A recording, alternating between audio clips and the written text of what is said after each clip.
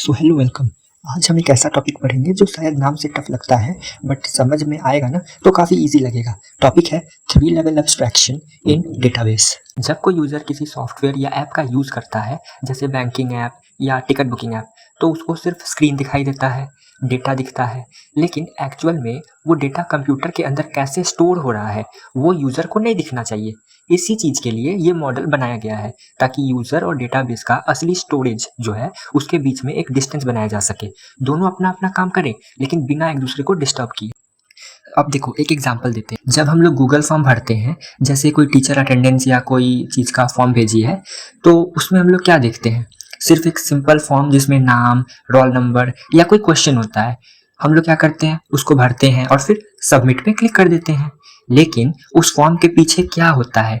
Data कहाँ store हो रहा है, कौन सा स्प्रेडशीट यूज हो रहा है, गूगल का सिस्टम उस डेटा को कैसे सेव करता है, ये सब तुमको नहीं पता होता है और उसको जानने का तुमको जरूरत भी नहीं है। यूज़र को सिर्फ एप्लीकेशन दिखता है लेकिन डेटा असल में कहाँ और कैसे स्टोर हो रहा है, किस फिजिकल डेटाबेस में, वो हमेशा छुपा रहता है।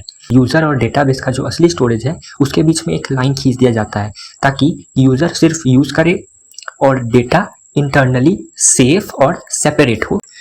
इस मॉडल में ये देखा जाता है कि डेटा का स्ट्रक्चर क्या है, डेटा के बीच में कैसे रिलेशनशिप है और डेटाबेस को एक्सेस करने का तरीका क्या है।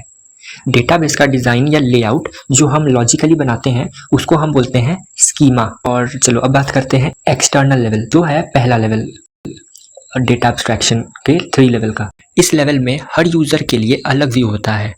हर यूज़र को सिर्फ उसी डेटा का एक्सेस दिया जाता है जो उसके काम का हो। हर यूज़र अपने काम के हिसाब से डेटाबेस का एक छोटा पार्ट देखता है और बाकी का सिस्टम उसके लिए छुपा रहता है। दूसरा है कॉन्सेप्चुअल लेवल, पूरे डेटाबेस का डिज़ाइन बताता है। हर टेबल, कॉलम और रिलेशन यहाँ डिफाइन होता है। यहाँ पे डेटा फिजिकली कैसे स्टोर हो रहा है ये नहीं बताया जाता, बस इतना बताया जाता है कि डेटा क्या है, उसका टाइप क्या है और उसके बीच में रिलेशन क्या है। ये लेवल पूरे डेटाबेस का एक ओवरऑल व्यू देता है और पूरे डेटाबेस के लिए एक ही कॉन्सेप्चुअल स्कीमा होता है, ये बात याद रखना।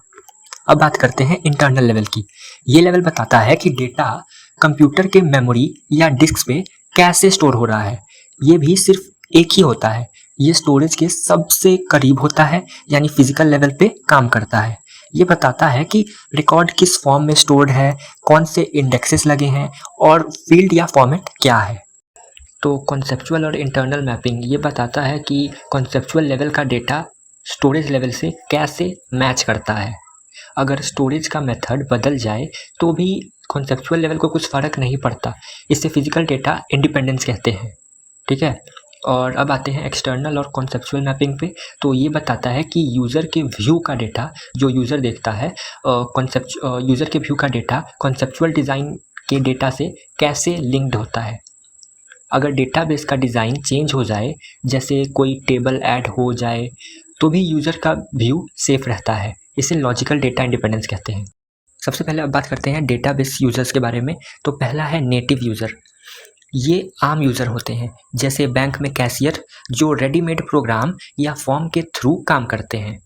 इन्हें एक ही फॉर्म मिलता है जिसमें फील्ड्स फिल करने होते हैं, जैसे टिकट बुकिंग या ऑनलाइन फॉर्म फिल करना। दूसरा है एप्लीकेशन प्रोग्रामर। तो ये लोग सॉफ्टवेयर बनाते हैं जिसके थ्रू डेटा एक्सेस होता है। इनके पास टूल्स होते हैं जिससे वो यूआई या स्क्रीन डिज़ाइन करते हैं। तीसरे हैं सफिस्टिकेटेड यूज़र। ये लोग सॉफ्टवेयर बनाते हैं लेकिन डायरेक्ट क्वेरीज के थ्रू डेटा निकालते हैं।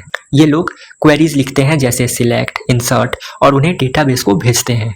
जो लोग डेटा को एनालाइज करते हैं जैसे डेटा साइंटिस्ट या एनालिसिस, वो यहीं आते हैं। स्पेशलाइज्ड यूजर्स, ये लोग स्पेशल टाइप का सॉफ्टवेयर बनाते हैं जैसे एआई या साइंटिफिक डेटाबेस एप्लीकेशन। एक लास्ट है डीबीए, डेटाबेस एडमिनिस्ट्रेटर कहते हैं। जो पूरे डेटाबेस का हेड होता है उसे डेटाबेस एडमिनिस्ट्रेटर कहते हैं। वो लोग सब कुछ हैंडल करता है, यूजर्स, डेटा, स्टोरेज, रूल्स, सब कुछ। तो अब roles of DBA, create schema using DDL, वो डेटा डिफिनियन लैंग्वेज कमांड से डेटाबेस का डिज़ाइन बनाता है। कंट्रोल एक्सेस, कौन क्या देख रहा है, कौन क्या देख सकता है, ये डिसाइड करता है। चेंजेस स्ट्रक्चर इफ़ नीडेड, अगर रिक्वायरमेंट बदले तो वो स्ट्रक्चर अपडेट करता है। ग्रांट ऑथराइजेशन, अलग यूज़र को परमिशन देता है किस टेबल को कैसे एक्सेस करना है। अप्लाइज कॉन्स्टेंट्स, डेटा के ऊपर रूल्स लगाते हैं, जैसे वैल्यू एम्प्टी ना हो, प्राइमरी की हो, इस टाइप का। डेटा टेक बैकअप्स, टाइम पे डेटाबेस का बैकअप लेते हैं ताकि डेटा सेफ रहे। मैनेजेस स्टोरेज, देखते हैं कि स्टोरेज सफिशिएंट हो और ज़रूरत पड़ने पर अपग्रेड करते रहें। मॉनिटर्स जॉब, देखते हैं कि कोई हैवी टास्क सिस्टम स्लो ना कर दे, परफॉर्मेंस कंट्रोल में रहता है।